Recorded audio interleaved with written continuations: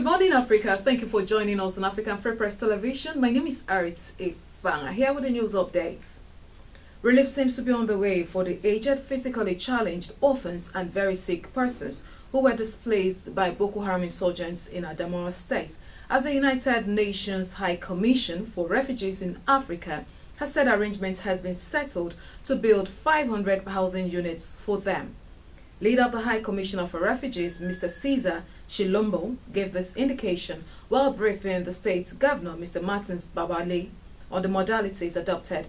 Mr. Martin Babale on modalities adopted by the body to share the houses after completion. Following increased suicide bomb attacks by Boko Haram terrorists, the military authorities have restored checkpoints across the Federal Capital Territory to ward off any attempts to attack Abuja. There are indications of an imminent clash between the presidency and the Senate over an alleged attempt by the presidency to rubbish the Senate president.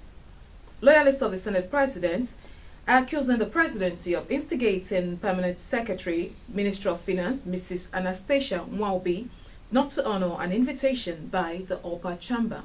President Muhammadu Buhari has declared that he is not caged by any group or individuals and that he was in firm control of the presidency and of the country.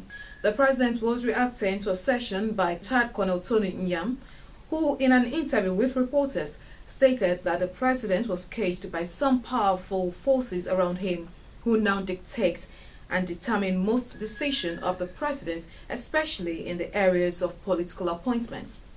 Nyam was quoted as saying that some appointments made by the president were lopsided. One of the greatest things I've heard from Buhari was when he said, "I belong to everyone and I belong to no one." That's the news updates on African Free Press Television this hour.